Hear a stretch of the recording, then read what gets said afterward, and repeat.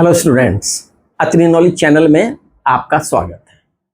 आज की वीडियो में हम प्रकाश के अपवर्तन से संबंधित विभिन्न प्रकाशिक किरणों के मार्ग को, अपवर्तनांक को और उस पर आधारित अन्य घटनाओं को अच्छी तरह से समझेंगे, जानेंगे। स्टूडेंट, इससे पहले आप जान चुके हैं कि भाई प्रकाश का अपवर्तन की जो घटना है वो किस प्रकार से संभव होती है। जब प्रकाश की किरण एक पारदर्शी माध्यम से दूसरे पारदर्शी माध्यम में जाती है तो अपने मार्ग से विचलित हो जाती है। आपने ये भी जाना था कि ये विचलन इस कारण से होता है कि भाई अलग अलग माध्यमों में प्रकाश की जो चाल है वो भिन्न भिन्न होती है, इस कारण से वह अपने मार्ग से विचलित हो जाती है।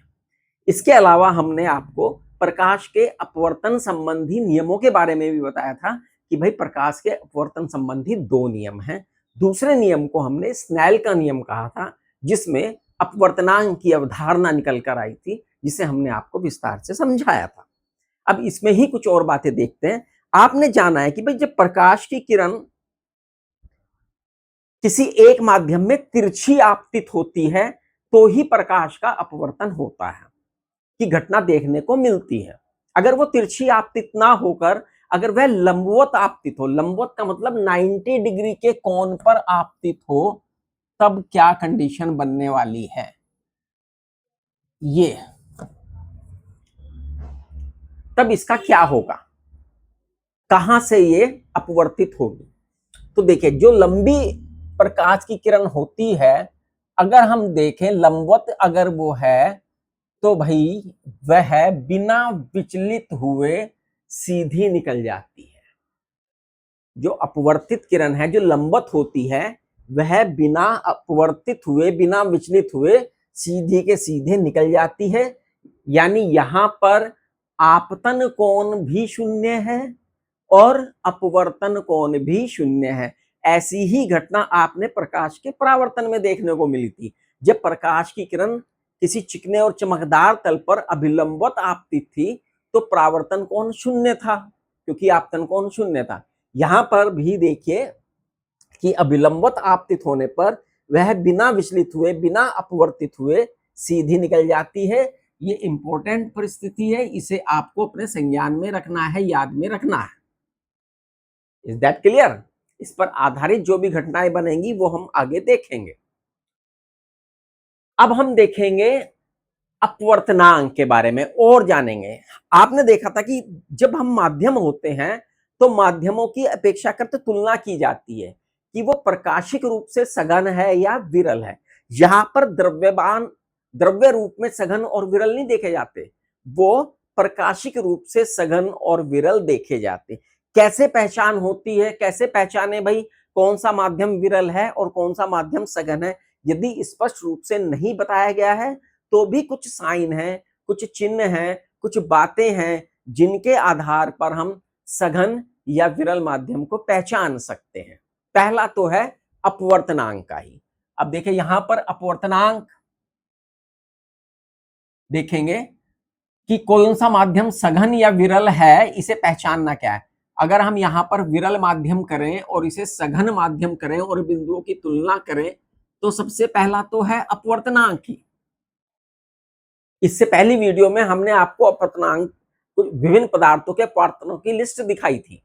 तो जो भी सघन माध्यम होगा उसका अपवर्तनांक स्टूडेंट्स कम होता है, जबकि विरल जो सघन माध्यम है उनका अपवर्तनांक अधिक होता है। यानी विरल माध्यम वालों का अपवर्तनांक कम है। और अगर दो माध्यम दे दिए जिनके अपवर्तनांक दिए हुए हैं और पूछे कि भाई कौन सघन है कौन विरल, तो हम अपवर्तनांक की तुलना करेंगे। जिसका अपवर्तनांक कम है वो विरल माध्यम है, जिसका अपवर्तनांक अधिक है वो सघन माध्यम है। पहला तो बात ये हुआ। फिर होता है प्रकाश की वेग यानी चाल। वेग विरल माध्यम में वेग कम अधिक होता है, जबकि सघन माध्यम में वेग कम होता है। प्रकाश की किरणों का वेग विरल माध्यम में अधिक और सघन माध्यम में क्या होता है, कम होता है। ये बात आपको ध्यान में रखनी है। और इस वेग की भिन्नता के कारण ही विचलन होता है, वेग की भिन्नता के कारण ही विचलन या अपवर्तन होता है। तो यानी जब, इसका मतलब यह हुआ विरल माध्यम में जो अपवर्तन होगा, जो झुकाव होगा वो कम होगा, विचलन कम होगा, और सघन माध्यम में अपवर्तन क्या होगा, अधिक होगा, अधिक विचलित होगी। हमने एक चीज और आपको दिखाई थी कि भाई जब प्रकाश की किरण एक पारदर्शी माध्यम से दूसरे पारदर्शी माध्यम में जाती है तो दो बातें हो सकती हैं, या तो वो अभिलंब की ओर झुकेगी या अभिलंब से दूर हटेगी। तो ये कैसे पता लगता है कि कब अभिलंब से दूर हटेगी और कब अभिलंब से पास आएगी? हालांकि ये बातें मैंने इससे पहली वीडियो में बताई थी, लेकिन फिर भी हम देखें, जब भी जो सघन माध्यम होता है झुकाव और जो विरल माध्यम है, इसमें अभिलंब से, विरल माध्यम में हमेशा अभिलंब से दूर होती है, अभिलंब से दूर ज्यादा दूर रहती है, और झुकाव अभिलंब की ओर रहता है। अभिलंब की ओर और दूर से तात्पर्य यह है कि भाई यहां पर कोण कम है, कोण क्या है, कम है, सॉरी अधिक है। विरल माध्यम में कोण अधिक है और सघन माध्यम में कोण कम है। यानी यहीं पर अगर मैं सारी चीजों को यहां पर दिखा दूं तो देखिए, यहां पर इस तरह से समझिए बातों को, इन सारे पॉइंट्स को आपको और अच्छी तरह से समझ में आ जाएगा। अब हम इसे अभिलंब मान लेते हैं।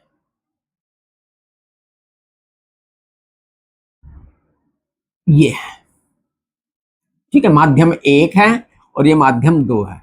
यदि माध्यम एक रेयर मीडियम है यानी विरल माध्यम है और माध्यम दो क्या है, सघन माध्यम है, तो देखिए ये प्रकाश की किरण है और ये, सबसे पहले इसका मार्ग दिखाना है। तो भैया ये अगर चूंकि सघन है तो अभिलंब की ओर झुकेगी, ये सीधी नहीं जाएगी, सीधी जाने की बजाय अभिलंब की ओर झुकी है ये। तो यानी ये पॉइंट आएगा। अब आप यहां पर देखिए एंगल की बात करें, ये आई है और ये आर है, तो आप देख रहे हैं आई का मान ज्यादा है, आर का मान क्या है, कम है। यहां पर वेग अधिक था, यहां पर वेग कम है, तो इसलिए अंदर की ओर झुक गई, वेग की बात आ गई। और अपवर्तनांक इसका कम होगा और इसका अपवर्तनांक अधिक होगा। इस आधार पर हम अपवर्तनांकों की तुलना कर सकते हैं। ये थोड़ा सा और मैंने आपको डिटेल में इसके बारे में बताया है। तो ये हुआ अपवर्तनांक के बारे में। अब हम और बढ़ते हैं इसमें आगे की ओर। अब हम देखेंगे प्रकाश किरणों की उत्कर्मणीयता, रिवर्सिबिलिटी। आपने ये तो देखा है कि भाई जो लंबवत आपतित हो रही है वो सीधी निकल जाती है, ये पॉइंट आपके जहन में रहना चाहिए। अब यहां पर इसे फिर दोबारा से हटा के हम एक नए रूप में देखते हैं, प्रकाश किरणों की उत्कर्मणीयता को देखेंगे।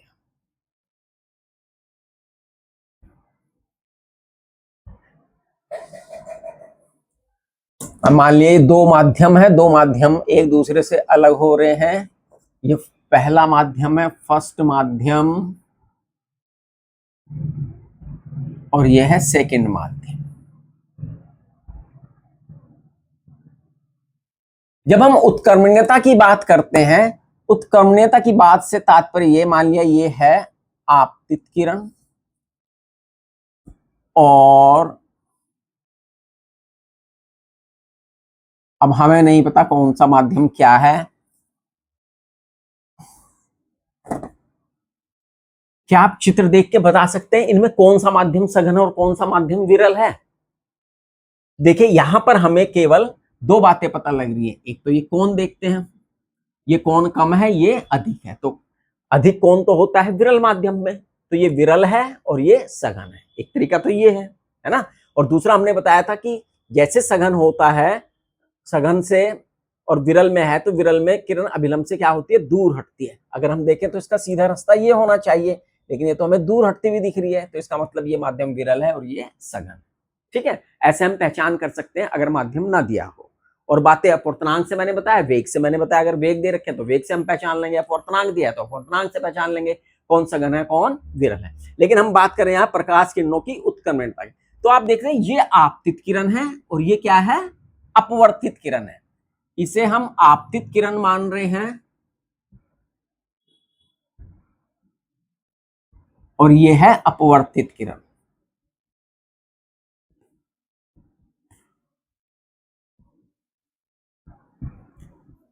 ये आपतन कोण है और ये अपवर्तन कोण है, इसका जो भी मान है।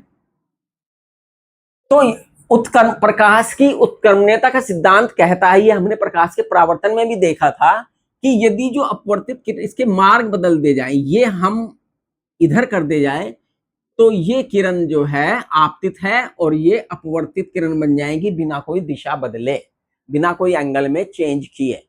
यानी अगर ये हम आपतित कर दें तो ये क्या बन जाएगी, अपवर्तित बन जाएगी। जो किरण आपतित थी वो अपवर्तित हो गई और जो अपवर्तित थी वो आपतित हो गई, यानी उत्क्रमण हो गई, उल्टी हो गई एक दूसरे के। तो यानी एक दूसरे के उत्क्रमण का सिद्धांत यहाँ पर लागू होता है प्रकाश के परावर्तन में भी और प्रकाश के अपवर्तन में भी। Is that clear? अब हम आगे की घटनाओं को पढ़ें। 10वीं क्लास तक जितना हिस्सा आपको है उतना ही आपको बताया जा रहा है, उसको प्रूफ करके नहीं दिखाया जा रहा है। अब हम देखेंगे पहले माध्यम के सापेक्ष दूसरे माध्यम का अपवर्तनांक तथा दूसरे माध्यम के सापेक्ष पहले माध्यम के अपवर्तनांक में संबंध। यानी कि आपको एक रिलेशनशिप देखनी है पहले माध्यम के सापेक्ष दूसरे माध्यम के अपवर्तनांक और दूसरे माध्यम के सापेक्ष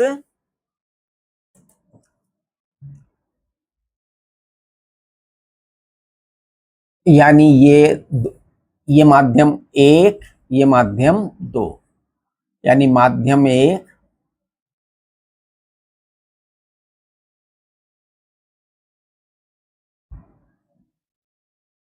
ठीक है, ये किरण क्या है स्टूडेंट, आपतित किरण है। ये आपतित किरण हो गई, यहां पर हमने अभिलंब डाल दिया है और मान लिया ये हो गई अपवर्तित किरण।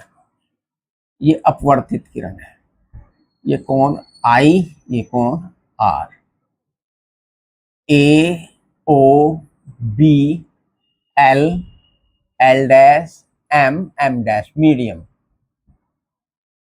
ठीक, ये आपतित किरण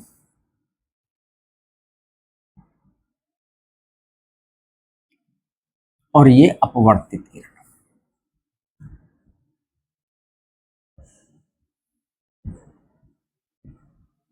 अब हमें रिलेशन करना 1ν2, कैसे पढ़ेंगे इसे, पहले माध्यम के सापेक्ष दूसरे माध्यम का अपवर्तनांक व 2ν1 दूसरे माध्यम के सापेक्ष पहले माध्यम के अपवर्तनांक में संबंध, ये देखना है। तो इस चित्र से समझ में आ गया होगा आपको। अब हम प्रकाश के अपवर्तन के नियम को देखेंगे। प्रकाश के या स्नेल का नियम, खाली अपवर्तन के तो दो नियम हम खाली करेंगे, स्नेल का नियम। स्नेल के नियम से, स्नेल के नियम से क्या है भाई स्नेल का नियम? स्नेल का नियम कहता है कि जब अपवर्तन होता है तो आपतन कोण की साइन और अपवर्तन कोण की साइन का अनुपात एक स्थिरांक होता है जिसे पहले माध्यम के सापेक्ष दूसरे माध्यम का अपवर्तनांक कहते हैं। पहला माध्यम हमेशा वही माना जाता है जिससे प्रकाश किरण जा रही है। तो यानी यहां से यहां आई है तो 1ν2 बराबर आ जाएगा साइन आई, यानी आपतन कोण की जया, जया का मतलब साइन, और अपवर्तन कोण की साइन। ये एक इक्वेशन मान लीजिए कि भाई स्नेल का नियम लग गया, 1ν2 बराबर sine I into sine R, इसे इक्वेशन 1 मान लिया। अब हम प्रकाश की उत्कर्मणीयता से देखेंगे, प्रकाश किरणों की उत्कर्मणीयता से, प्रकाश किरणों की उत्कर्मणीयता के सिद्धांत से।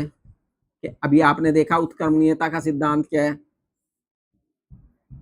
यानी ये किरण इधर से यदि, तो ये किरण अपवर्तित किरण बन जाएगी। तो यहां से अब प्रकाश इधर से इधर जा रहा है तो 2ν1 बराबर हो जाएगा, स्नेल का नियम लगाएंगे, साइन आर बटे साइन आई। आर और आई इसलिए लिखा क्योंकि ये आर का जो भी मान है, आर का जो भी मान है वही वास्तव में साइन आई है, और आई का जो भी मान है वही साइन आर है जब हम उत्क्रम कर रहे हैं। तो इन्हें हमने जू का तू लिख दिया, आर मान के चलिए वो मान है। क्योंकि अगर सपोज कीजिए मैं यहां पर सपोज कीजिए ऊपर वाले का मान मैं लिख देता 45 डिग्री, आई को 45 डिग्री कर देता और आर को कितना कर देता 30 डिग्री, तो पहले वाले केस में 1 न्यू 2 बराबर आ जाता साइन 45 डिग्री बटे साइन 30 डिग्री। मानिए ये आई है, इतना पूरा का पूरा ये आर है। अब मैं इधर से इधर लेके जा रहा हूं, यानी इसे 2 न्यू 1 कर रहा हूं, तो आता sine 30 degree upon sine 45 degree. ये आता कि नहीं आता? यानी ये 30 को हमने आर मान रखा है, तो इस हिसाब से देखें तो साइन आर बटे, यानी यही आपतन कोण का काम करेगा और ये अपवर्तन कोण का काम करेगा, और ये इक्वेशन नंबर बन गई 2। ये बात समझ में आई? 1 न्यू 2 बराबर साइन आई बटे साइन आर। ठीक, 2 न्यू 1 होता साइन आई बटे साइन आर ही है अगर हम स्नेल का नियम देखें। लेकिन वैल्यू क्या है यहां पर आप देखेंगे, ये वैल्यू जो है वो तो निश्चित है, फिक्स है, तो इसलिए हमने आर लिखा है। अब इक्वेशन 1 और इक्वेशन 2 की गुणा कर दीजिएगा। इक्वेशन 1 मल्टीप्लाई बाय इक्वेशन 2, तो लेफ्ट हैंड साइड की लेफ्ट हैंड साइड मल्टीप्लाई कर दीजिएगा, राइट हैंड साइड की राइट हैंड साइड हो जाएगी साइन आई बटे साइन आर गुना साइन आर बटे साइन आई। अगर इक्वेशन 1 की इक्वेशन 2 से मल्टीप्लाई करें तो ये और ये इधर आगे मल्टीप्लाई में, ये और ये इधर आगे मल्टीप्लाई में, साइन आर से साइन आर, साइन आई से साइन आर या 1, तो यानी 1 न्यू 2 गुना, यहाँ पे अगले स्टेप में देखते हैं, 1 न्यू 2 गुना 2 न्यू 1 बराबर आ गया 1 के, या 2 न्यू 1 बराबर आ गया 1 अपॉन 1 न्यू 2 के। तो ये तो संबंध कैसा है? ये संबंध तो एक दूसरे के क्या है? विलोम है, उल्टा है, व्युत्क्रम है। यानी दूसरे माध्यम के सापेक्ष पहले माध्यम का अपवर्तनांक जो है, पहले माध्यम के सापेक्ष दूसरे माध्यम के अपवर्तनांक का क्या होता है? रिवर्स होता है, विलोम होता है, व्युत्क्रम होता है। ये बात हमें पता लगी कि जब 1 न्यू 2 व 2 न्यू 1 में संबंध हम देख रहे हैं, तो ये एक दूसरे के संबंध एक दूसरे से क्या है? उल्टे हैं, व्युत्क्रम हैं। Is that clear? तो ये बात हमने यहां पर सिद्ध करके आपको दिखाई है। अगर ये पारदर्शी माध्यम 2 से ज्यादा हो जाए, यहां तो 2 ही माध्यम थे, एक माध्यम माध्यम 2, अगर 2 से ज्यादा हो जाए तब क्या होगा? तो इसे भी जरा हम समझते हैं कि अगर माध्यम 2 से अधिक हो जाए तब किस प्रकार से हम निकालेंगे।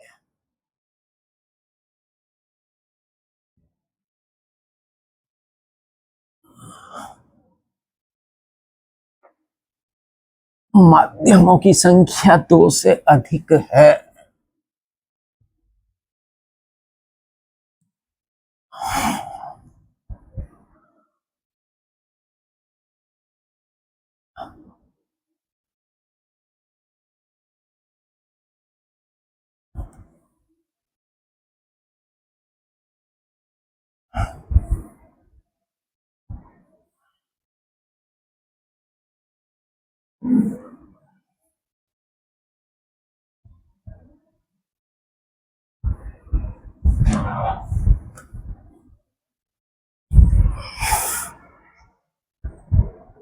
तो मान लिया ये माध्यम बहुत सारा, ये माध्यम 1,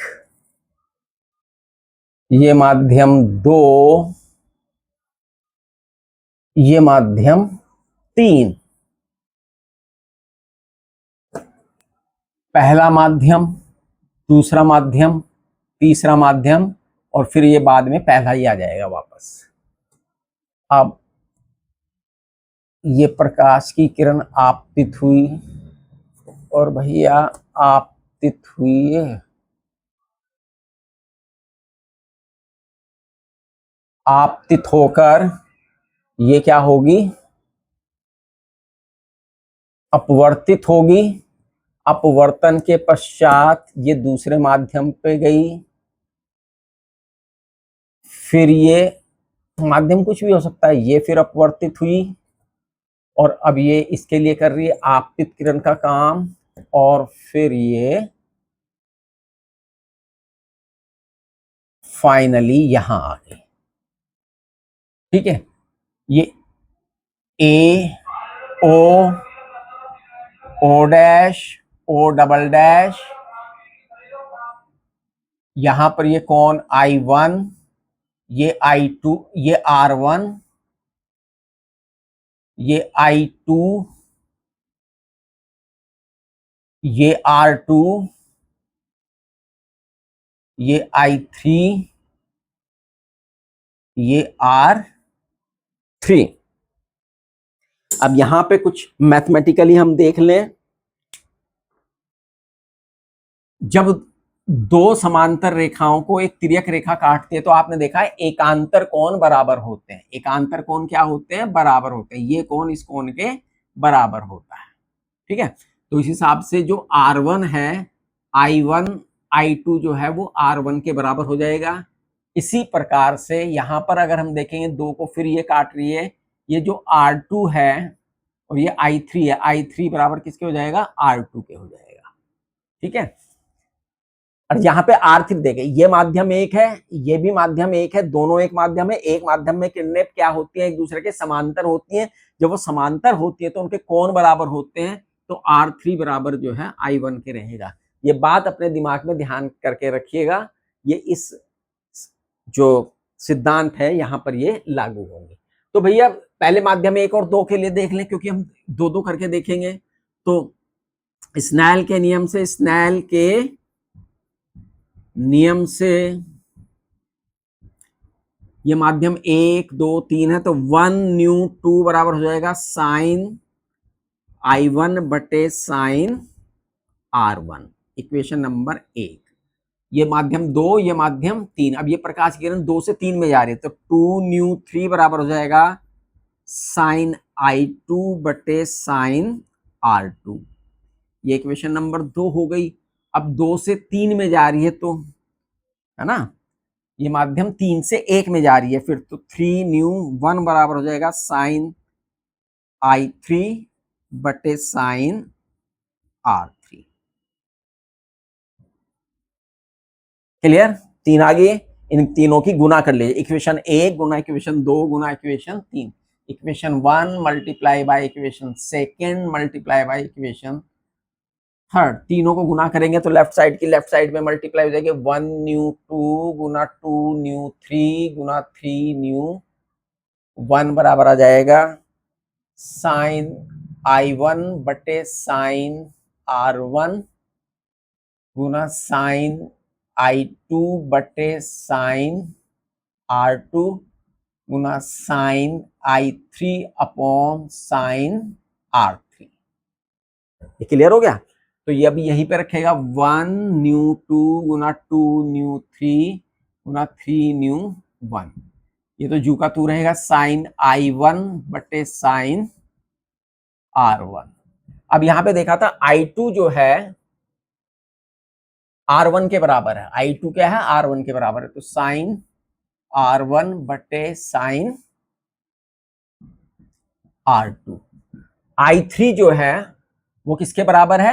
R2 के बराबर है, तो I की 3 के स्थान पे R2 हो जाएगा साइन R2 बटे, अब ये साइन I3 जो है ये I1 के बराबर है, तो साइन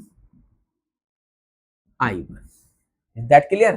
तो 1 न्यू 2 गुना 2 न्यू 3 गुना 3 न्यू 1 बराबर आ जाएगा R1 से R1, R2 से R2 और साइन 1 से 1 बराबर किसके आ गया? 1 के आ गया। तो यानी विभिन्न माध्यमों के जो अपवर्तनांक होते हैं उनका गुणांक जो है 1 के बराबर आता है। इस प्रकार से ये बात हमें सिद्ध कर सकते हैं। तो ये 5 पॉइंट हो गए। एक है सघन माध्यम में स्थित वस्तु को विरल माध्यम से देखना। ये भी एक महत्वपूर्ण स्थिति है कि भाई सघन माध्यम में कोई वस्तु स्थित है उसे विरल माध्यम से देखना। तो ये प्रूफ हो गया है। विभिन्न पारदर्शी माध्यमों से प्रकाश का अपवर्तनांक इस प्रकार से होता है। और अब हम देखेंगे सघन माध्यम में स्थित वस्तु को विरल माध्यम से देखना। दो माध्यम है, एक विरल है एक सघन है। सघन माध्यम में कोई वस्तु है जिसे हम देख रहे हैं, किससे? विरल माध्यम से। तो किस प्रकार से दिखाई देगी, जरा इस बात को हम समझते हैं।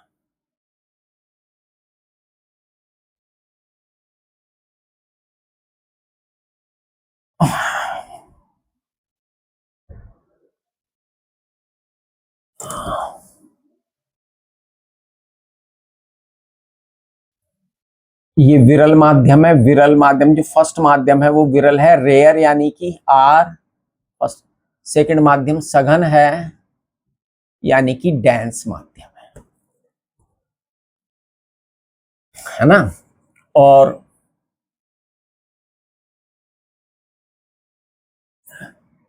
यहां पर वस्तु है और यहां पर हम हैं, सघन माध्यम में स्थित है, इसे हम देख रहे हैं। तो प्रकाश की किरणें जिस वस्तु को देखना है वहां से चलेंगी। सपोज कीजिए एक किरण अभिलंबत जा रही है, इसे आसान बनाएंगे हम, चित्र को आसान बना देंगे, बिल्कुल आप देखेंगे। मान लिया यहां से कोई वस्तु अभिलंबत जा रही है, तो हमने बताया था यदि वो आपतन उसका अभिलंबत है तो वो बिना अपवर्तित हुए क्या होगा, सीधी निकल जाएगी। कम से कम 2 किरणें जरूर चलनी चाहिए, हमने आपको बताया था। अब एक किरण ये चली है, दूसरी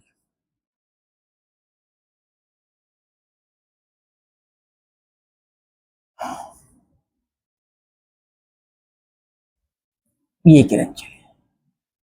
ये कैसा माध्यम है, सघन, और ये कैसा माध्यम है, विरल।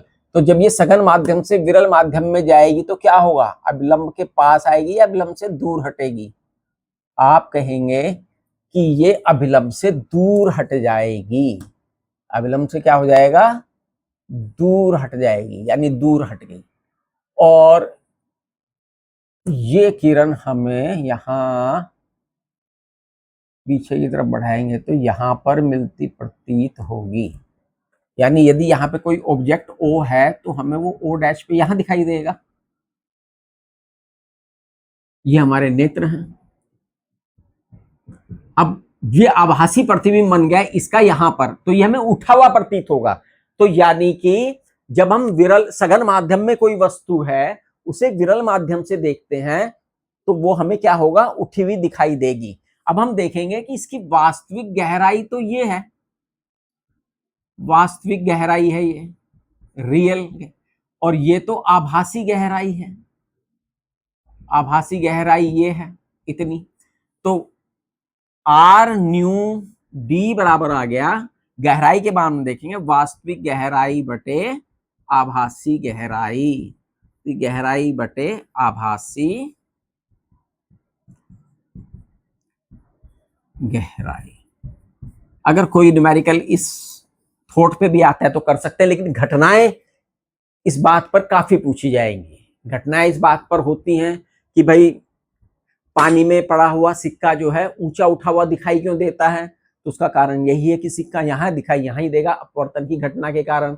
कोई तिरछी पेंसिल रखी है जल के अंदर तो वो हमें सीधी पेंसिल रखी है तो वो हमें क्या दिखाई देती है, टेढ़ी दिखाई देती है, मुड़ी भी दिखाई देती है, उसका कारण भी यही है। तारे टिमटिमाते हुए दिखाई देते हैं, उसका कारण भी प्रकाश के अपवर्तन की घटना है। जब समुद्र जब जो है पृथ्वी के तल से सूर्य नीचे होता है तब भी ऊंचा उठा हुआ दिखाई देता है, उस घटना का कारण भी प्रकाश का अपवर्तन ही है। इन घटनाओं का कारण प्रकाश का अपवर्तन ही है। इनमें से किसी भी एक या 2 घटना को हम अगली वीडियो में हम पूरी तरह से एक्सप्लेन कर देंगे। आशा है जो आज कुछ बातें हैं हमने अलग से आपको बताई हैं, ये आपको न्यूमेरिकल में हेल्प करेंगी और घटनाओं को निकालने में हेल्प करेंगे। हमारी वीडियो को ज्यादा से ज्यादा लाइक कीजिएगा, शेयर कीजिएगा, चैनल को सब्सक्राइब कीजिएगा। जब तक के लिए गुड बाय, थैंक यू।